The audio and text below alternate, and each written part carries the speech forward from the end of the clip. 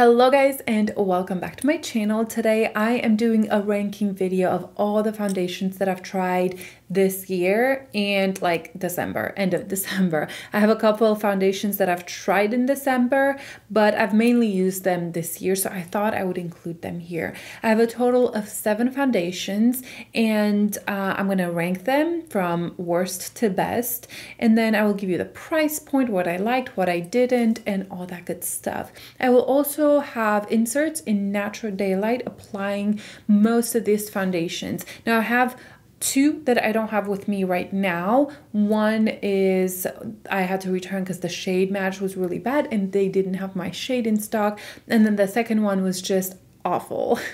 But I will try to insert some sort of an application from all of them, even if I have to take it from a different video. So grab yourself something to drink. I'm excited, I'm prepared. I even made like a list here.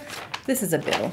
Anyway, I am not a very organized person, and the fact that I wrote down these things, it means I came prepared. So let's get started. We are starting off nice and strong. Number 7, the worst foundation that I've tried this year. That is the Too Faced Born This Way Healthy Glow Moisturizing Skin Tint. This definitely is one of the worst foundations or skin tints that I've tried in a very long time. I really think that we've evolved in the makeup world where there's very few foundations that really look bad on me, and this was one of them. This is supposed to have more of a natural finish, even though it says it's glowy. It is not glowy. If anything, it's quite dry on my skin. And it's supposed to be a light coverage, light to medium.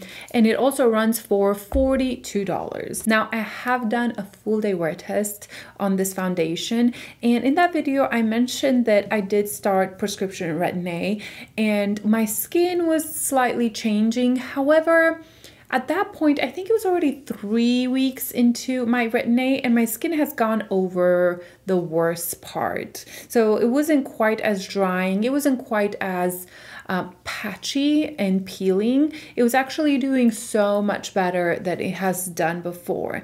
And not to mention that I've tried all these other foundations and none of these had looked this bad on my skin.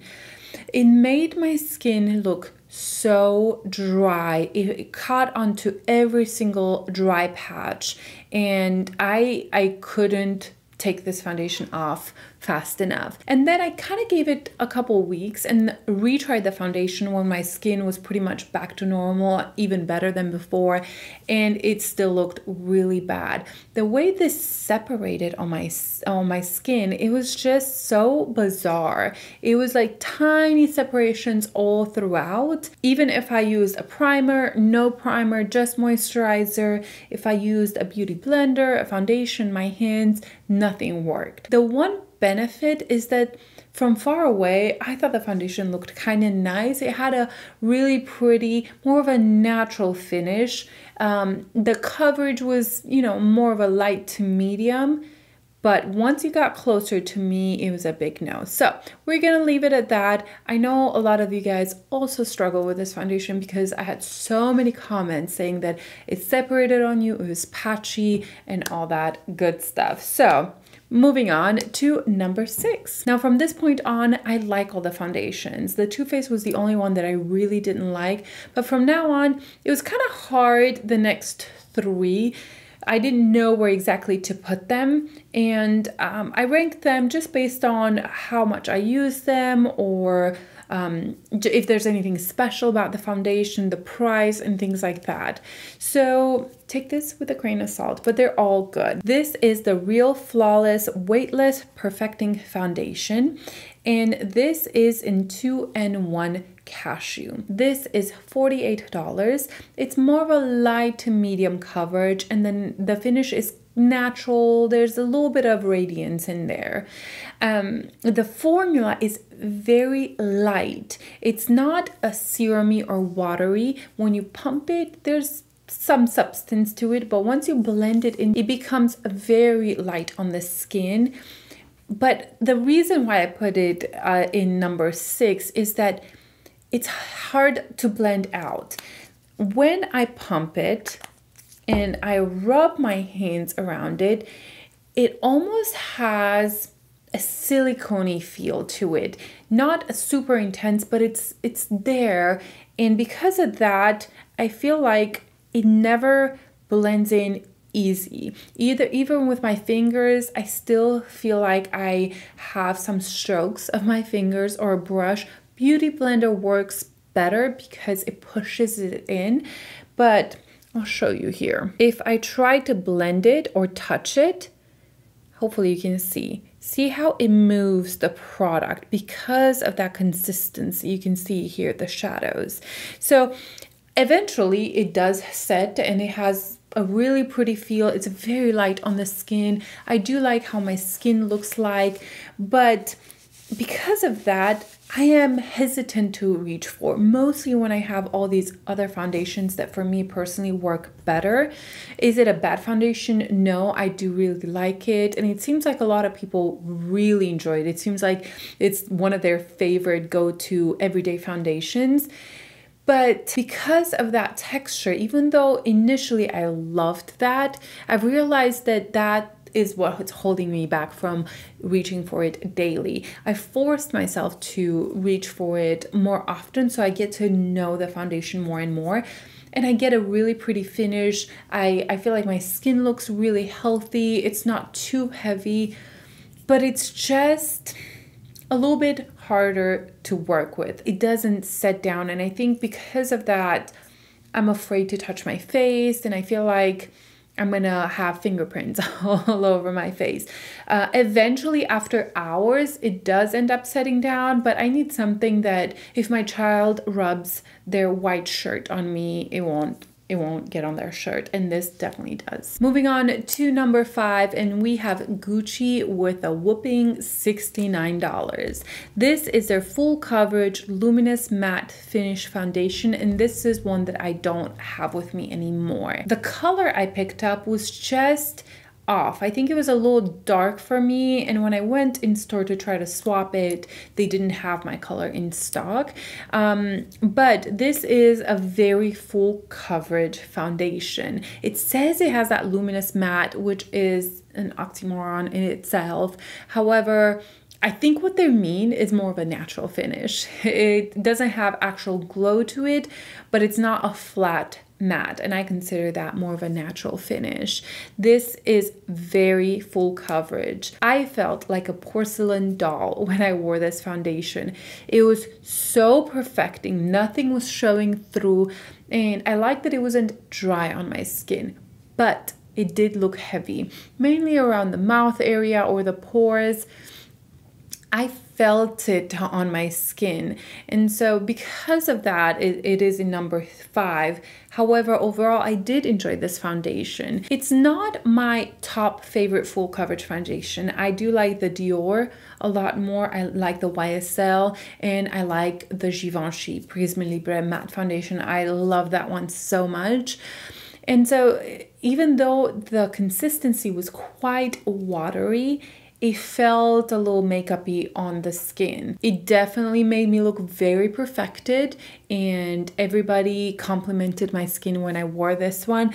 But the feeling and the slight heaviness around the mouth area was just not my favorite. I wouldn't say it was the worst, by no means, but it was enough that I noticed it, and it's not ranking higher. Also, it does have a scent, so if you don't like a scent, you will not enjoy this one. It is very long wearing, which is a huge positive, and when you wear full coverage foundation, they will notice if it's fading and it's starting to separate. This would definitely be a beautiful event foundation because it's long wearing, full coverage, and just very perfecting. Moving on to number 4, this is the Saie foundation. It is the Glowy Super Skin Lightweight Hydro Bounce Serum Foundation. I have mine in the shade 10, and this will set you back $40. Now this color is not the best for me. I think I should have gotten maybe shade 8 or 9. This has a little bit too much oranginess in it, and even though I tend to be a little bit more peachy, neutral peachy undertone, this is like too much. It's a peachy orangey undertone. But in the summertime when I am tan, I can pull this off and decided to just stick with this. I can also combine it with a lighter shade. This has a very glowy finish. It's a beautiful finish. So if you're into glowy foundations, you may enjoy it. If you're oily, please stay far away from this because this is not for you. The formula is very watery, serum-y like. It will run down your hand. Even though it's glowy, I found that it didn't get much glowier throughout the day. There was definitely a little bit more than initial application, but I was surprised at how well this wore throughout the day. Because of that glowy finish, I was expecting at the end of the day to be a glowy mess and for it to be fading and just be everywhere. It actually lasted much better than expected, and even though I had glow, it wasn't terrible. The great thing about this foundation is that it's made out of 85% skincare ingredients and then 15% like weightless pigments, which is absolutely wonderful. Very rarely do we see such a high amount of skincare in a foundation. Usually it's at the end of the ingredient list, but this definitely is focused more on skincare. The coverage is light to medium. You can sheer it out to wear it as a light coverage. I use my fingers with this, or you could build it up to a medium coverage, which I like. It doesn't feel heavy on the skin. Like I mentioned, the formula is very light. It blends in better than the Laura Mercier one. Now, I have one big issue with this foundation. Whenever I had dry patches or skin around my nose, it caught onto that so bad. It emphasized it, and I was so surprised because I would think that the formula is so light and glowy and hydrating that whenever I saw it cling to those dry patches, I was very taken back. I was almost ready to take that foundation off. However, I gave it a good hour and it just smoothed out. It just slide right through it, and somehow it just meshed with my skin and the dry patches were not that emphasized. So that was a bizarre thing to me with this foundation, but besides that, I do like everything. I don't struggle with the dry patches anymore, and so I'm able to use this quite often and it just looks beautiful. Very glowy, very radiant,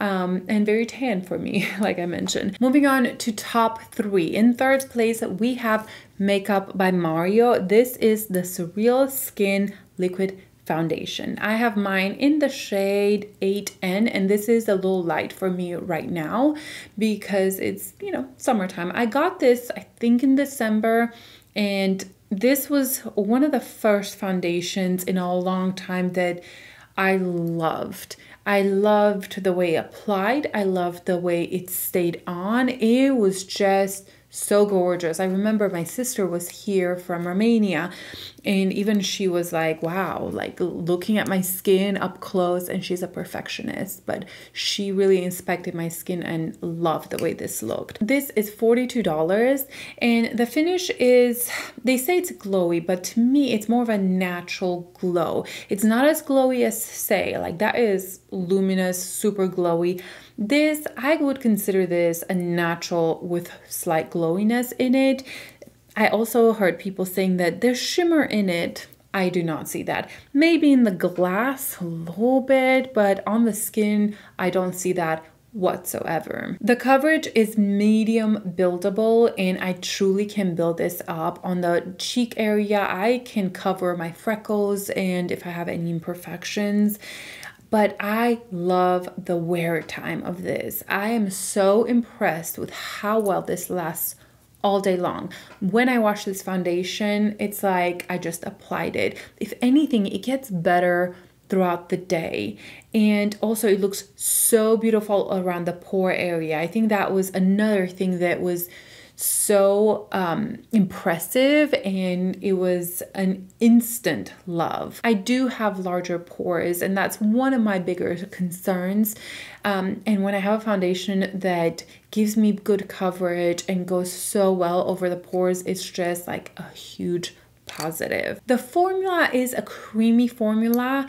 It's a little thicker than the other ones that we've discussed, like the Saie, the Mercier, the Gucci. All those are a little lighter. This does have some creaminess and thickness to it, but once you blend it in, I don't find it heavy on the skin. However, if you build this up and you're trying to get like a full coverage, I do think it can start looking a little heavier.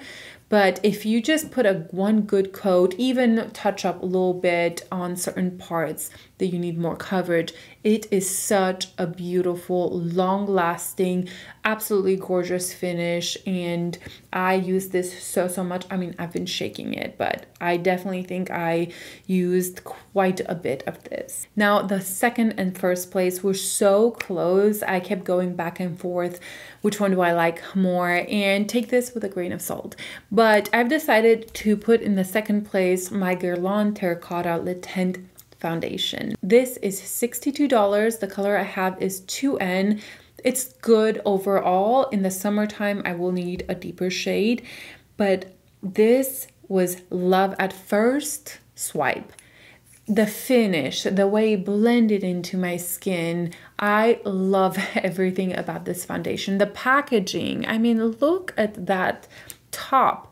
It's just so luxurious and beautiful. This has a medium buildable coverage. I can get a medium to full out of this one, but usually I try to use it more as a medium coverage. It is a creamy and light formula. It's not as creamy as the Makeup by Mario. Actually, these kind of remind me a little bit of each other. This is a little bit lighter on the skin and just blends in better, becomes one with my skin so much more. And the finish, it is so natural with the slightest radiance. It's not too much. It's kind of like I'm not wearing makeup, but I'm very perfected. Also, the longevity of this foundation, it's a huge plus. I do have 4 little kids, so, you know, I want a foundation that will look good and stay in place all day long. You know, it's not much to ask. I want it to look like skin. I want it to stay in place and give me a medium coverage. And this definitely delivers pretty much on everything. I'm trying to find a negative because I wrote down a negative to all of them. And I would say maybe the perfume, it has a scent in it. And so if you're sensitive, it has that GUERLAIN scent, I think. I haven't used a ton of GUERLAIN products, but it's that luxury scent. And you know, I prefer no scent, but it's so light, like when I put it on I don't notice it, but if I sit there and sniff at it, I can definitely smell that. But everything is perfect. I have used this so many times, and when I was doing all the inserts in natural light, this is, I think, the last one I tried, and I could immediately tell just how easy it was to blend in. The finish, how gorgeous it looked, how well it looked over my pore area. Again, that's a big factor for me. Even over texture or dry patches, I have absolutely no issues with this foundation. This can definitely give me a very flawless look, but not as heavy as like the Gucci foundation, for example. So for me, this can be an everyday foundation, but also an event foundation. It's just so beautiful. Now, because it gives me more of that medium to full coverage, it's gonna be a little bit more noticeable than my #1 foundation. And I think that's what made me put this in second place, because even though this is so skin-like, so beautiful, so perfecting, it still is more coverage and just a little bit more makeup-y than my #1. And that is the only reason why this is in second place and not first place. Very rarely have I found a foundation that does everything for me, and I'm very glad I tried this because I almost didn't, and that would have been such a shame. In the first place, we have the Chantecaille Future Skin Oil-Free Foundation. This is $89. Holy moly. It is a gel foundation, and it comes in the tube, which is probably the only negative thing that I have to say about this foundation, and the shade range. The shade range, they could do better. However, this is the most natural skin-like foundation that I have ever tried. Like I mentioned with the Guerlain, this is so beautiful and so perfect, and it's just such a stunning foundation, but this looks like nothing on my skin. Like you would not know. You could be this close and you would not know that I have foundation on. Now this I cannot get a full coverage out of this, but I can get a medium coverage. I can get a very light coverage, light to medium, and medium. It's buildable. It blends into the skin. It's what I'm wearing today. And I have looked up close and I cannot see the foundation on. It is so skin-like. The finish is natural. It is not glowy. It's not matte whatsoever. But it doesn't have that super radiance look to it. It's just like your skin. I think this mimics the actual natural finish of your skin so well. It wears so beautiful throughout the day, even though it's probably not as long lasting as the Guerlain or the Gucci, but the way it fades, it's the most natural out of all of them because it already looks like your skin. If it fades a little bit here and there, it's not noticeable at all because, again, like I mentioned, you don't see it on. So I find that very unique in any of my foundations that I've tried. I haven't experienced such a beautiful and natural wear on a foundation, and it just had to be my #1. I have used this over and over again and I barely made a dent in this. You need a pea size. That's all. You do not need a lot of this foundation. Now the price really is up there. I mean, it's Chantecaille. We expect this to be so expensive, but wait for a sale. Chantecaille, I think, has 30% off in July off of pretty much all their products. So if you're interested, check that out. The color range, I don't understand it. I don't like it. The color I have is vanilla. I've also tried the color cream, which was good for summertime.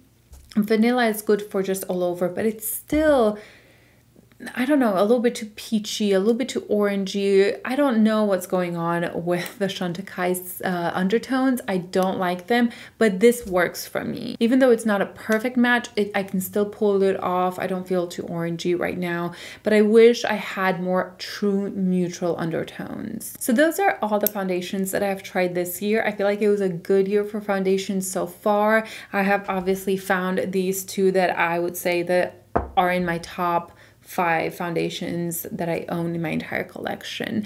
So I hope you guys enjoyed this video. I really hope this was helpful. I'm planning to do the same thing maybe with bronzers or blushes. Gosh, there's so many blushes that I've tried this year, but I enjoy these kinds of videos because it gives a roundup of the products that I've tried in one category and ranking them. Maybe it's helpful for you to know what worked and what didn't. And that is everything for today. I would love to hear your thoughts down below. Give it a thumbs up if you enjoyed it, and I will see you in my next video. Bye.